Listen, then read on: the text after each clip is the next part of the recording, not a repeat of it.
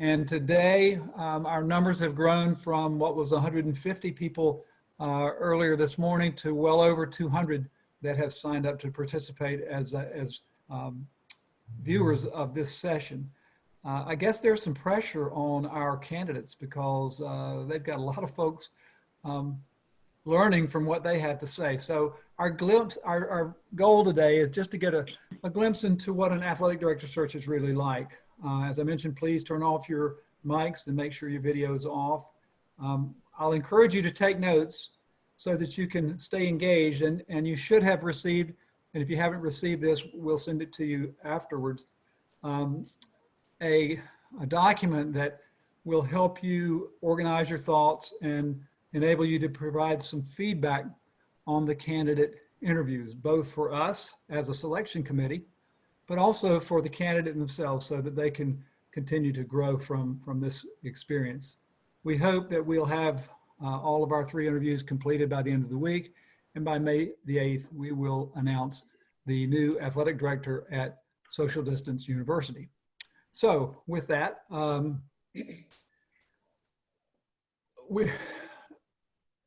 this is our search committee. I'm going to ask each one of them to introduce themselves to you. But first, I'd like to welcome Dr. Monica Lebron from Tulane University, who is our candidate for the Directors of Athletic position at Social Distance University. Monica, welcome. We're glad you're with us today. Thank you. Thank you so much for having me. And I'm going to ask our team to introduce themselves and tell you what their job is at SDU. We'll start with Dr. Bates. Monica, Brad Bates, I'm the Deputy Athletic Director at SDU, and we are honored by your interest in SDU. Thank you for joining us. Thank you. Hello, Dr. Lebron. I'm Ariane Waite, the newly appointed FAR and Director of the Sport Management Program here at SDU. Monica, good afternoon. I'm Drew Turner. I'm a longtime athletics fan and donor at SDU, and as long as I get my tailgate spot every year, we'll be best friends. So looking forward to talking with you today. Thank you. Hello, Monica. I'm Tyrone Willingham, head football coach, 30 years experience at all university and professional levels, and excited about visiting with you this afternoon. Thanks, Coach. Hi, Monica. Thanks for joining us. My name is Clay Pfeiffer. I'm a student athlete and president of the Student Athlete Advisory Committee here. Hey, Monica. I'm Jim Miller. I'm a athletic donor, a member of the Board of Trustees. My primary contact with the university these days is taking your president, Todd Turner, out to the golf course, and he lets me beat me, so I continue to make nice contributions to the athletic department. Mr. Miller, you shouldn't be telling our secrets. So Monica, you're the first of 3 interviews, as you know. We hope to have this process completed by the end of the week. If you don't mind, if you would take a minute or so to introduce yourself to our committee, and also tell us a little bit about why you think you are the very best person for this job and how it fits into your professional goals. Absolutely. Well, thank you guys again. Thank you to the committee for having me here today. Again, my name is Monica Lebron, and I serve as the Deputy AD and COO for Tulane Athletics. I grew up in San Jose, California, and I was recruited to play softball at Yale University. Now, I was on financial aid, and when you're on financial aid at Yale, you have to work an on-campus job. Now, my coach calls me up one day and says, "Hey, do you want to work for the admin assistant of the AD?" I said, "I don't know what an AD does, but sure, sign me up." So I show up first day freshman year, and by semester's end, I sat our AD down and said, "Okay, how do I become you?" And 23 years later, I sit before you guys today wanting to be your next AD at Social Distance University. So as I mentioned, I am currently the Deputy AD for Tulane Athletics. So I oversee all day-to-day operations. I oversee our entire external side of the house. And then I have 4 of our sports report directly to me. So when I say I do everything Literally, I get to have a hand in everything our athletic department does. Every aspect at some point falls on my plate. And I absolutely love the variety of my job every single day. Now, up until this point, I had always been external facing. So I had come up through the industry in development and fundraising. And so my world consisted of season ticket holders, donors, capital campaigns, and everything we did, every penny we raised was to enhance the experience of the student athlete. But we didn't have a ton of interaction with student athletes because we were constantly external facing. And so over the last 3.5, 4 years here at Tulane, I'd say the piece that I absolutely love the most is that interaction with our student athletes. To know that I get to help them every single day navigate college. I get to help them try and land their summer internship. I get to help talk them through what it means to think of life after sport. And I know that every time I'm interacting with them, I'm not only helping their experience today, I'm helping them for the rest of their life.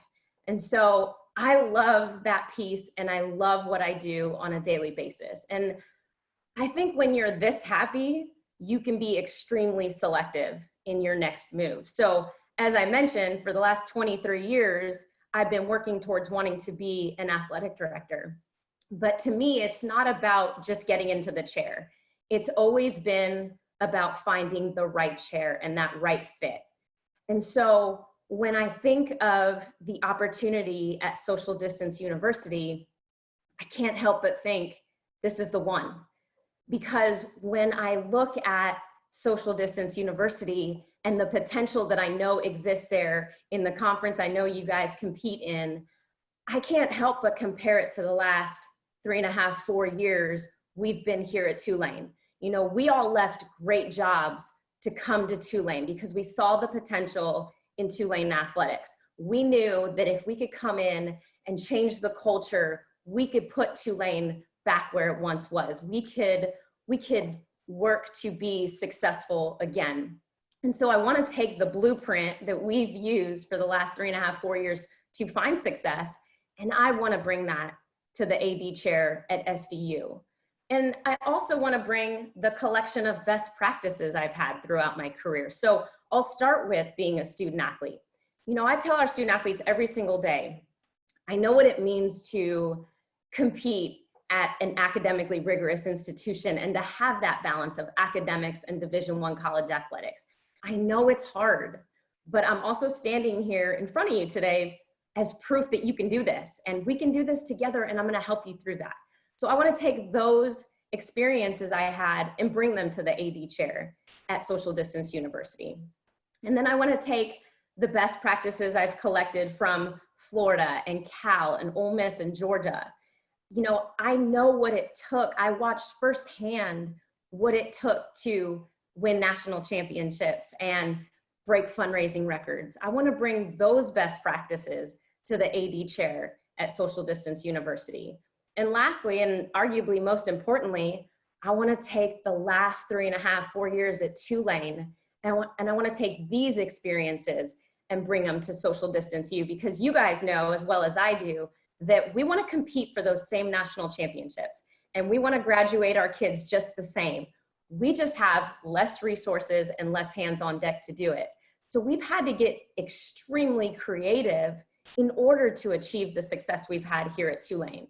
And I want to bring that blueprint to the AD chair at Social Distance University. So again, I look at SDU and I look at this opportunity with the utmost potential, and I want to bring my skill set to be your next AD.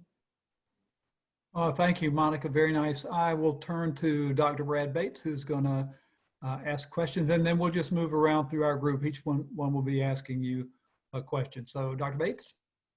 Yeah, Monica, thanks for that great introduction. And sort of the elephant in the room throughout the world right now, we can't ignore. And so my first question is, as the athletic director, as our athletic director, in what ways would you be managing and planning for the financial crisis created by the pandemic? You know, just as we're doing right now at Tulane, we're looking at every scenario. So what does that mean? I think we're all in the same boat in Division I college athletics is, what does it mean if we play a regular season of football games, if we play a shortened season, if we play in the winter or the spring? The reality is we have to look and plan for every scenario. Now, I wake up every day thinking and knowing I'm gonna win in everything I do. And to me, COVID-19 is no different. I'm gonna win, and I wanna believe that we're gonna have our fall sports just like we've always had. But that doesn't mean you don't prepare for every possible scenario. So if I were to be named the next AD at SDU, the first thing I wanna do is sit down with our executive team and figure out, okay, what plans have we already begun to look at? And what is our conference doing? What's the leadership in our conference doing? And then ultimately, constantly looking at what the NCAA is doing. And I think continuing to educate ourselves and prepare for every different scenario, that way you expect the worst and hope for the best, but you're constantly preparing. And you don't have to do it alone. I'm not gonna come in as the AD at SDU and think I'm gonna solve these issues alone. I think we have to do it as a team, and you'll start to hear that throughout this interview. Is it's about doing it together as a team, but honestly preparing for every different scenario and making sure you're using your network across the country to figure out what those different scenarios are. Thank you. Monica, building on the theme that you just mentioned, I know gender equity and inclusion are topics you're passionate about. Can you share what you've done to champion underrepresented minorities, including women, in your department and broader campus communities? Yes, so I wrote a whole dissertation on diversity and inclusion and bias and overcoming those obstacles. And so it is very near and dear to my heart. But I'll be the first to admit, we all have unconscious bias, and that means me too. So I'll give you an example of what that means. I'm an Ohio University sport administration graduate. So it's natural for me to always think of those graduates as the next opportunity of hirees. And even that in and of itself is a bias. And so what I try to do is surround myself with people who are not afraid and who feel empowered to have that conversation with me.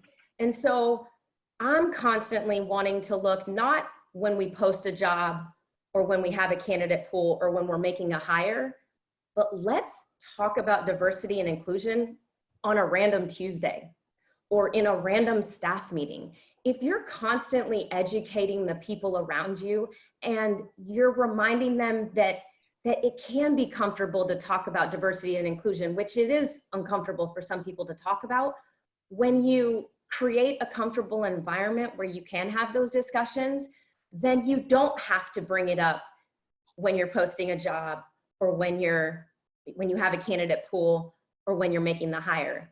Now, if you ever come across a candidate pool that you know clearly is not diverse, then that's not a difficult conversation, because remember, we were having that conversation on a random Tuesday in a random staff meeting. So I think education is always going to be key, and creating an environment that's comfortable to talk about it will make it that much easier and actually empower your staff. So you don't have to be the only one championing it. We're all championing it. It's wonderful. Thank you so much. Monica, I've got the next question.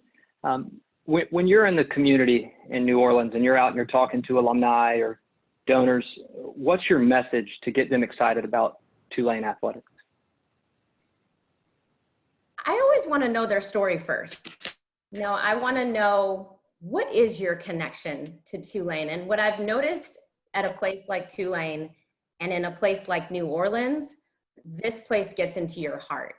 And so when you find out what it is that the donor is passionate about and you put the donor first, we are servant leaders. We can then steward them towards what it is that they are passionate about. You know, I'll give you a great example of something I think I'm so proud of that our team accomplished. we had a development officer on our team that went and met with a donor in Mobile. And this donor had only ever given to athletics. And he went to see the donor. And when he came back, he said, not only is the donor going to give a $25,000 gift to athletics, he's also going to give a $25,000 gift to our marching band. And the reason I bring that up is because that is putting the donor first. That development officer wasn't thinking, oh, athletics only. At the end of the day, we represent this entire university.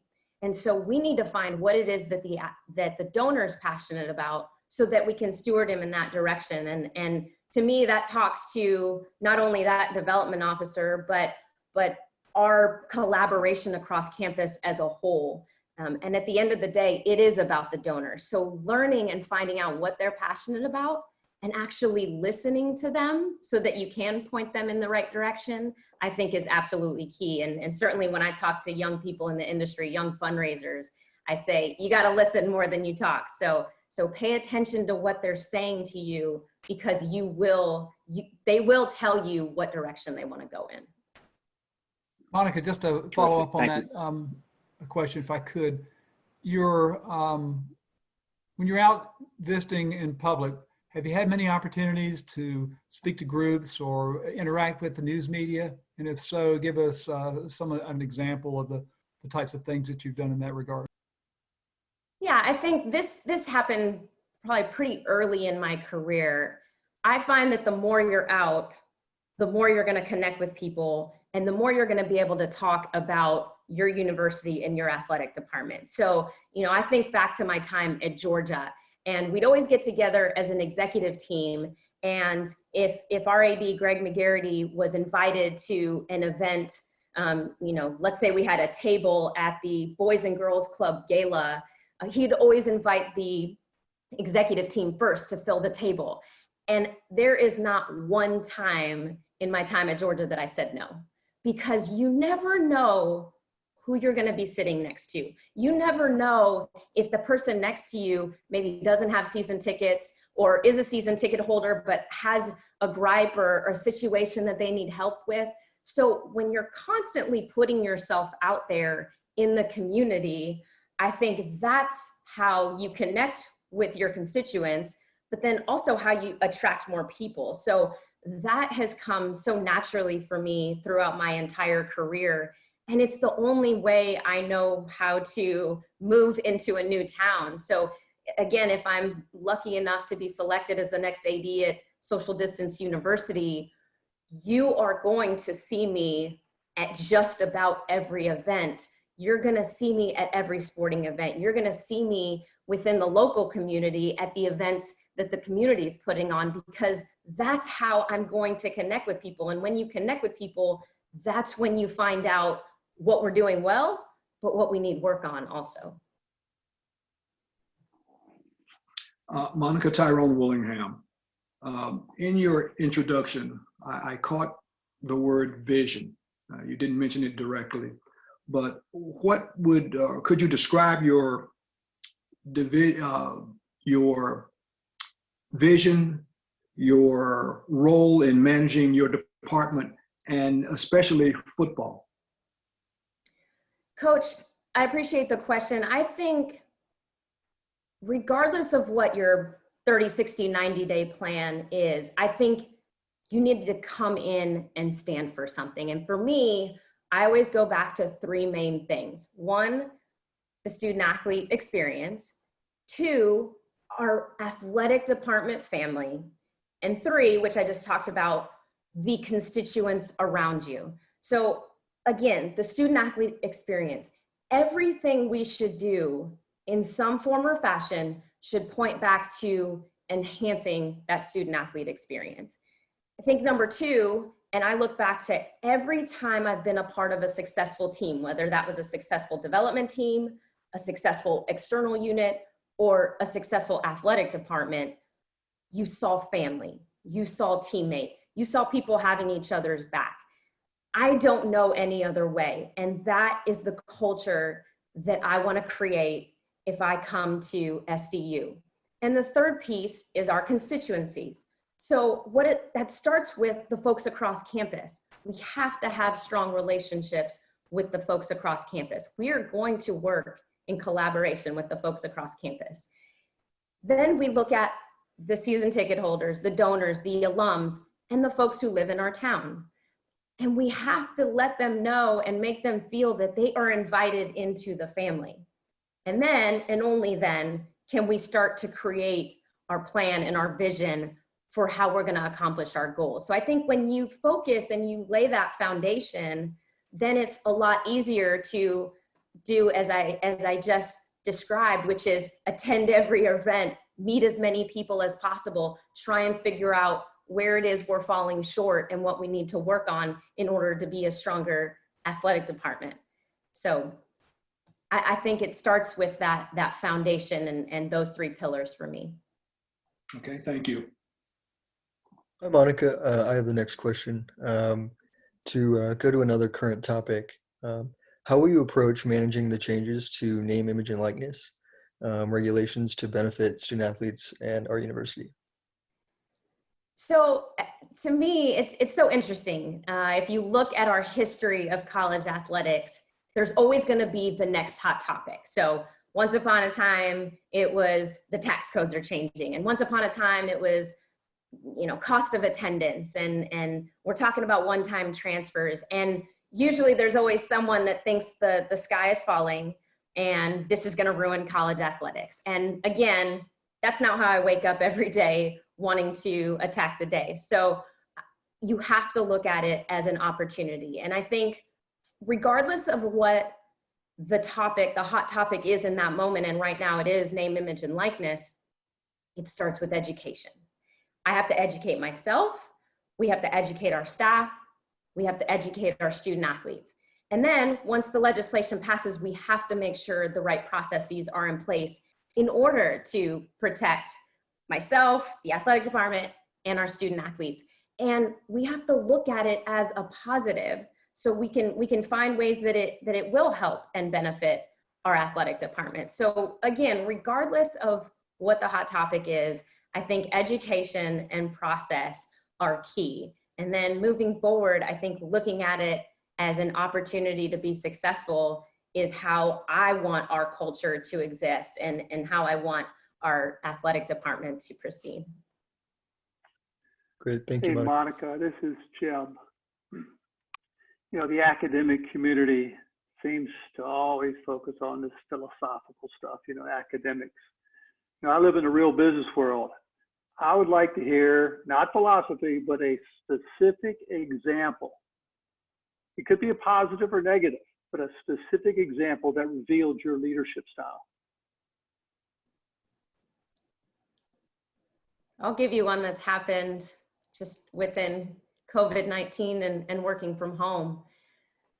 We had a student athlete post a video on TikTok and it was brought to my attention. Now, the video, he, from a conduct standpoint, did nothing wrong, but it was extremely inappropriate. It was extremely insensitive. And I know, knowing the kid, that it didn't represent him, and it certainly didn't represent his football coach, and it certainly didn't represent our university. And so again, I talk about collaboration all the time. I'm very close to our head of student conduct on campus. And she's always my first call. If it's not calling our athletic director, it's calling our head of student conduct, because she's been through a lot more of these conduct issues than I have. And I just wanted to talk through it and say exactly what I just told you. Look, from a conduct standpoint, he's done nothing wrong, but I know this is inappropriate. And so she and I can talk through how to navigate that and how to proceed. So of course I did send it to our AD because I think he needs a heads up. And certainly if it needs to go further, we can have a conversation. But then I sent it to his football coach and I asked him to handle it, and I asked him to let me know when he was finished handling it so that I could reach out to the student athlete. And so once our coach had talked to him and he let me know that the video has been taken down, to me that wasn't enough. And even though, hey, I'd rather call you when you've done something great and I'd rather high five you after a good game, I think leadership has to also be there when it's a tough conversation. And I knew it was going to be a tough conversation because it was going to be uncomfortable for both of us. But I knew he had to hear from me as well. And he had to hear that I was really disappointed in him. And he understood it, and he wanted to rush off the phone, and I didn't let him. I said, you know what, we have to talk through this. And I know you want to, I called him out. I said, I know you want to rush off the phone. I know you want to be done right now, but we're going to talk through this. You know, and I talked through, you know, you have a 23-year-old sister. How do you think she would feel if she saw this? How do you think your parents would feel if they saw this video? You know, how do you think you're going to feel if in 5 years someone's about to offer you a job, sees this video and pulls the offer? You know, so again, it was uncomfortable for both of us, but I knew I had to do it. And I know our relationship is stronger for me having done it. And about an hour or so later, he texted me and apologized again and thanked me for the conversation. So I know that's a small example, but those are the type of things we as leaders need to do. We can't just be there in the locker room with the wins. We also have to be there for the tough times too. Thank you. Monica, I'd like to dig down in that just a little bit more and talk about your leadership of your team. And if I were to ask the folks that you work with to tell me about Monica LeBron and her leadership ability and her style, what would they say? They're going to start with, she's going to be in the trenches with us. She's never been afraid to roll up her sleeves and do it right by our side. You know, at the end of the day, I started in this business as a student worker. So I've literally sat in every single chair except the AD. So, and I don't forget that. And so I think when they describe me, they're going to describe me as a great teammate, as someone who's always going to have their back, is going to be reliable and dependable. And I think ultimately brings passion to what she does every single day. In fact, you know, every once in a while, I can be down because I'm human. And a coworker, because I'm never down, they notice it almost immediately. And especially the ones that are close to me will say, hey, are you doing okay? And sometimes I don't even notice if I don't have a smile on my face, because I always have a smile on my face. And so, you know, I think they would describe me as someone who can't wait to get to work every day and loves what she does and is super passionate, but is always gonna have your back. If you're on my team, I will go through a wall for you. And I hope you'll do the same. And those are the type of people I want to surround myself with. Thank you. Appreciate that. Yep. So, Hey, Monica, this is Jim again, following up on Todd's leadership question. Seems to me most successful businesses are the ones that are led by people able to make tough decisions. Have you ever fired anybody? Unfortunately, yes. And it's not my favorite part of the job by any stretch. What did you learn? What do you think, maybe what's one thing that you learned from that? About that experience of having to make that decision? My gut's usually right. You know, that is one of my strong suits, is that I almost immediately know when someone's not all in. It's this innate ability to know when someone's doesn't want to pull their weight and doesn't want to give it their all. And I've been new quite a bit in athletic departments, and you can almost see it instantaneously. Within a week or two, people tend to show their true colors. And so what I've learned mostly here at Tulane is, again, collaboration across campus. So what is our HR policy? What are our policies, and who are the folks over there that I need to meet immediately, so that they can educate me on what the policies are here at Tulane or at Social Distance University. And if you look at over the course of the last 4 years that most of us have been here at Tulane, over the 4 years, probably 80% of the athletic department has been new. So I learned pretty quickly, one, where the HR office was, two, what our policies were, and three, how to move forward. But again, I go back to 9 times out of 10, my gut will tell me this person's not all in, and you go back to those 3 pillars and they don't want to buy into that foundation. Can I jump in and follow up as well on that? You mentioned wanting your people to be all in, and earlier you mentioned never saying no to those picnic opportunities. What's your position that you demonstrate as you lead on work-life harmony, given that there's so much burnout in intercollegiate athletics? You know, again, I think it comes very naturally for me to be a nurturer. And so I would say, again, if you asked my teammates now, they'd say, Monica cares about me. And I don't know how to turn that off. And in fact, our AD used to tell me at the very beginning, you grew up in development, so you hate telling people no. But the reality is, I want to be nurtured always.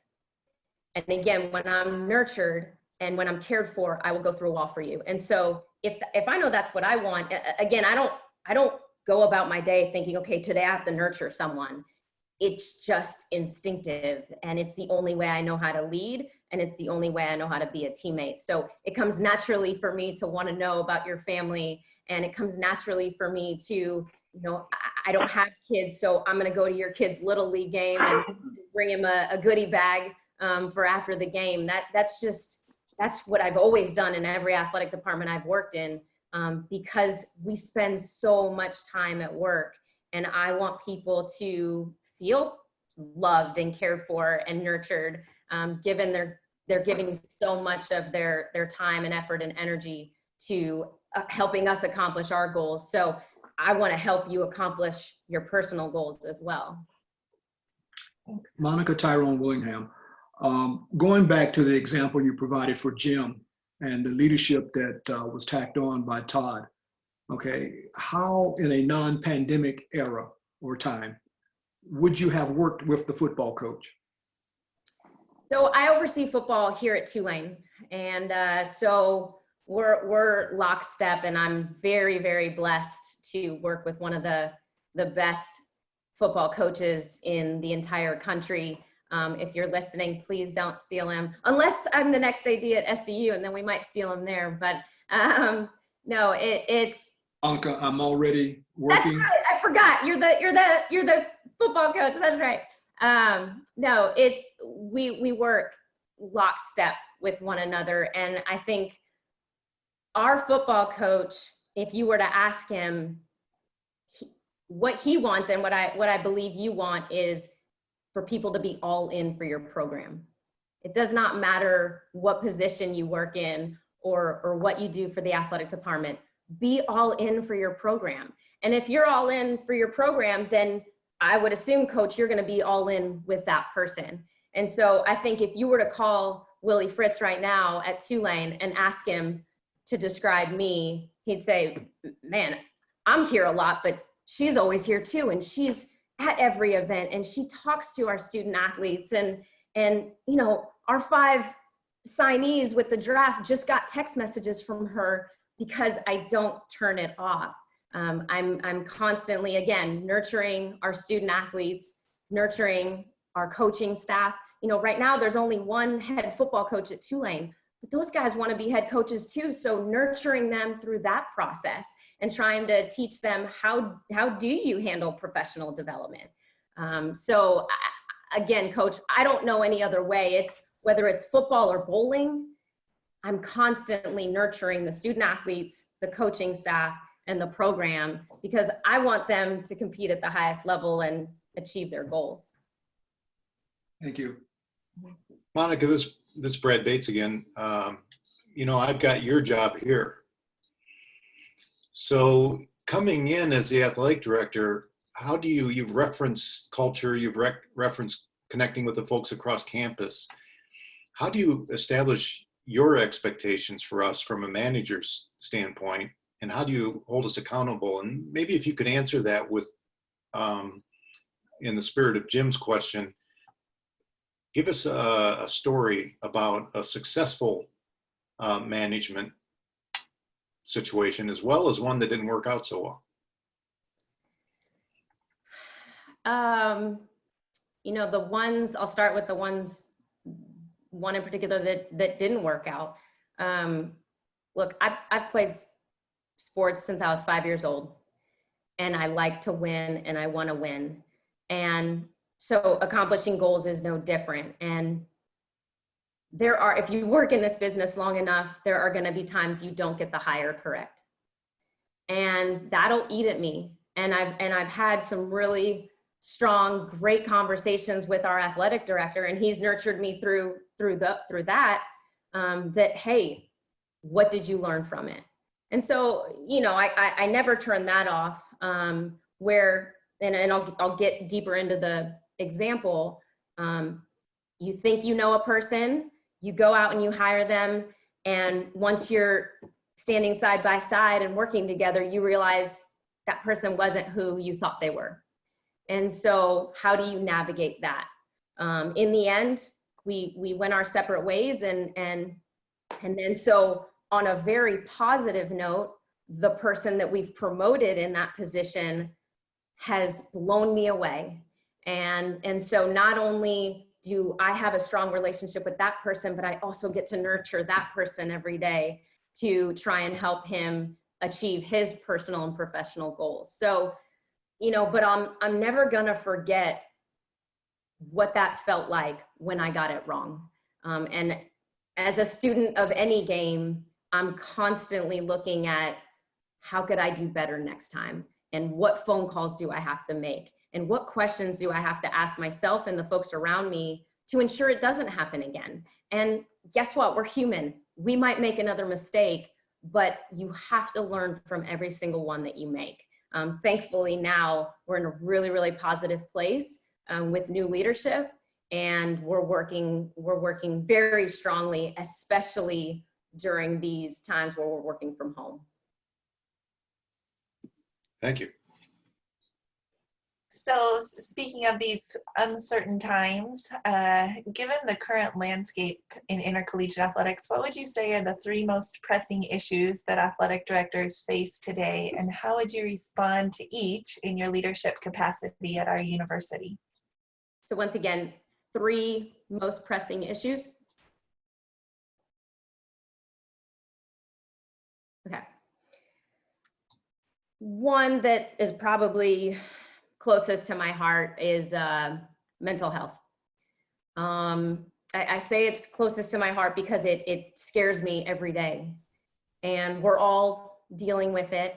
Again, I go back to, how did I determine that mental health issues existed on our own campus? From the moment I arrived at Tulane, I started going to our SAC meetings. Every single SAC meeting we had, I was there. Is it my responsibility? Does it fall under my purview? No. But I knew I had to be there because that's how I was going to connect with the student athletes. So starting with a small group, and figured it would mushroom from there. And I just kept hearing, we need a mental health specialist. We need a mental health specialist. Now, we had one at Ole Miss and we had one at Georgia.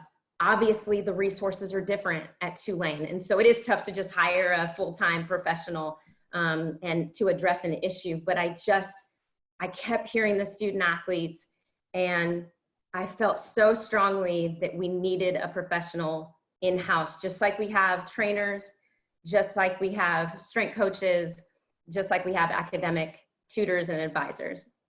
And so I just kept bringing that to our executive team. And I even went so far as to say, can I do it? Can I be the one that has office hours at night and to help our student athletes? Obviously that's a conflict of interest, and that was struck down quickly. But my point is, I heard them loud and clear, and I couldn't go another day without us addressing this. And so 2 years ago, we hired a part-time professional, 20 hours a week, and her calendar was filled almost immediately. And then this last year, she was 40 hours a week and her calendar was full almost immediately. And prior to COVID-19, we were going to add a second part-time professional. We have to figure out if that's still going to be a possibility. But, you know, that's just, it was something I felt strongly about, and something that's been extremely successful, and something I'll go back to Clay and say that student athletes do have a voice. And so you just have to listen to them. SAC can't be something to check a box. They do have a voice, and you have to hear them out because they'll tell you what they need. And then it's on us to hear them, just like we listen to donors. It's on us to hear them and then to execute that. So I probably took longer than I should have on that question. I know you asked for additional, but to me, that is the one I'm most passionate about. Hey, Monica, other than yourself, who is the most important person at SDU that's critical to your success? Why? Who is the one person at this campus and campus community that's most important to your success, and why is that person so important to you? Well, I would start with a position. I don't mean to name necessarily. Right. And I'll actually name someone. I'd say leadership has a trickle-down effect, positive and negative. And so I will turn to President Turner as we have to have a strong relationship. We have to have open lines of communication. And ultimately the president, and I've seen it at Tulane firsthand, that the president sets the tone for his or her cabinet as to how they're going to respond to athletics.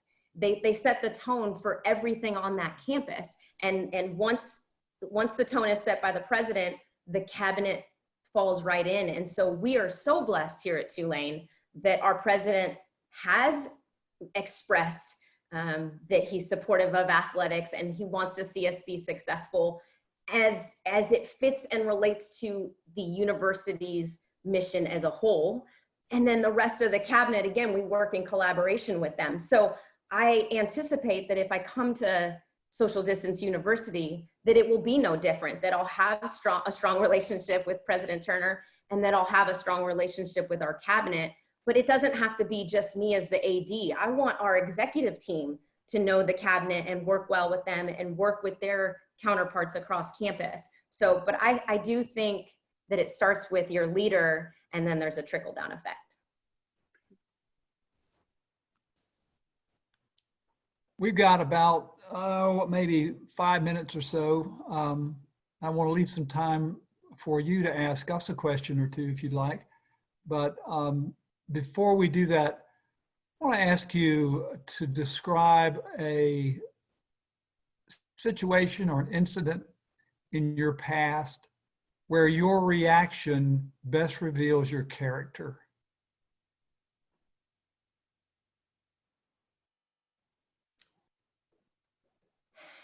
You know, I already gave you the student athlete most recent with the TikTok video. Wow. You know, again, I'll just go back to how I wake up and live my life every single day. And for me, it's constantly setting an example. So again, I don't plan to have a smile on my face, and I don't plan to be happy for the day, but that's my energy, and that's what I bring when I park in the Claiborne lot and walk towards the Tulane athletic department. And I want to believe that I'm constantly setting the example for appreciating the fact that we work in college athletics. And it is one of the most rewarding industries you can possibly select. And so, you know, what does that mean? Does that mean saying hi to someone in the hallway? Does that mean smiling at our student athletes? Whatever that means for you, if they see me do it, maybe they were intimidated to do it, but they see me do it, and now all of a sudden, okay, I have the strength from her to go do this, whatever this is. And so I'll leave you with that it's it's about constantly setting an example. And certainly, just like I described the president, if you're in the athletic director chair, you set the example every single day, and people are constantly looking to you, whether we're in a COVID-19 crisis or we're winning a national championship. They're going to look to you to see how you're going to react and respond.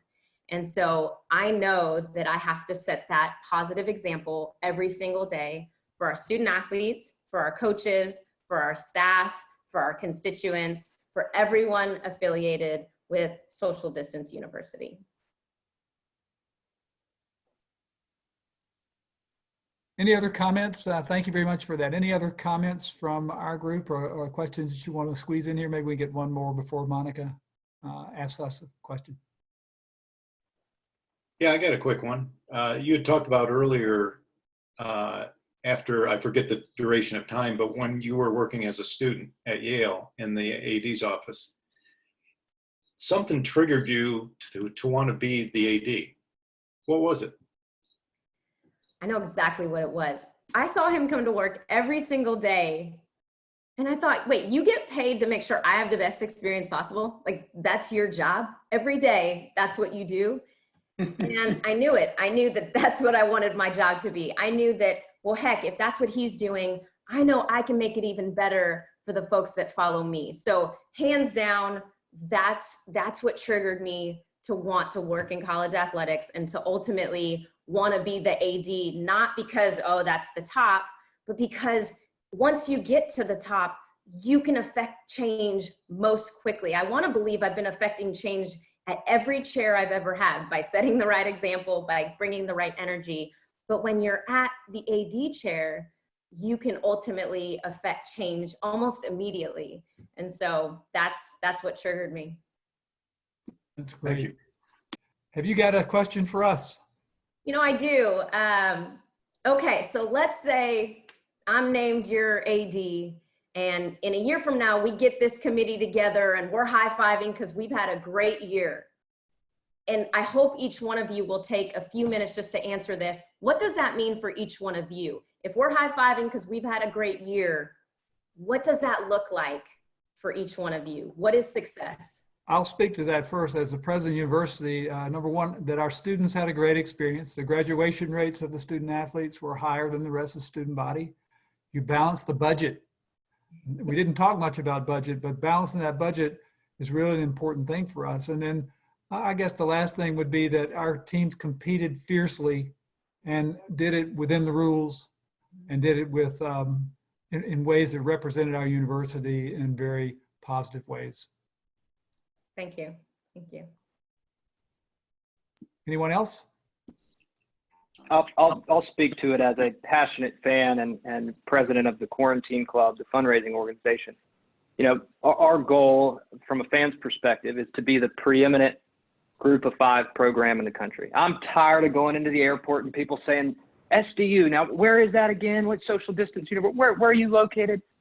I want people to recognize us, and I want to wear my social distance university polo and be proud. And so I think to do that, we want to have success through our athletics program and be nationally recognized because of that. So a leader who can implement that vision, that's what I want.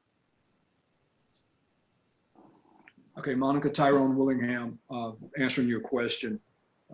Mine would be 3 visions. First vision would be that of the team, which is obviously to win, be successful. Then the next would be of the coach, which his is a combined vision of the team and the individual, producing young men that will be great leaders and also winners on the football field. And then the final vision would be the individual vision of that young man accomplishing whatever his goals are while at the university.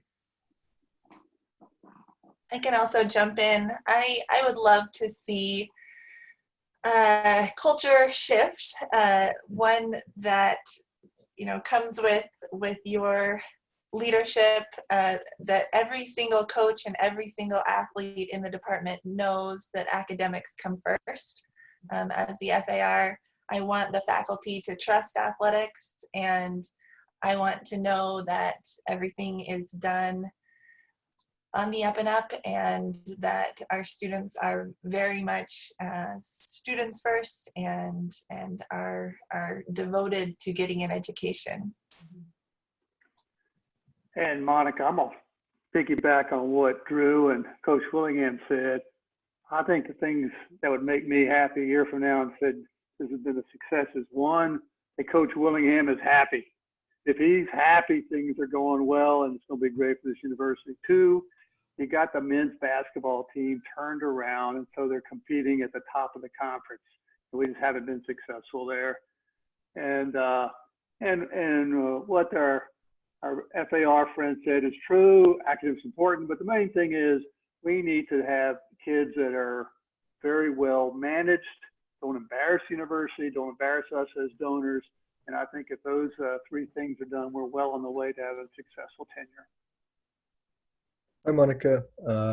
I'd say we'd be happy if we have a great experience, if we feel connected to our fellow student athletes, and we have a love of the university that we play for. And then lastly, I'd say if we're proud of the way we competed, both in the classroom and on the field, and ultimately have the results, but more so are proud of the work we put in. Well, thank you guys for sharing your answers. And again, a lot of those things are accomplished with some of the things I talked about, whether it's collaborating across campus, whether it's open lines of communication. Coach, for you, it's being able as the AD to understand your vision so I can help you get there. You know, at the end of the day, I not only have a job to make sure our student athletes have the best experience possible, but I'm here to help our coaches and our staff have the best experience possible also, and help us graduate our kids and win and achieve our goals at the highest level, and hopefully win championships. So again, I enjoyed my time with you guys, and I hope I'm afforded the opportunity to serve as your next AD, so we can start working on some of these things for sure.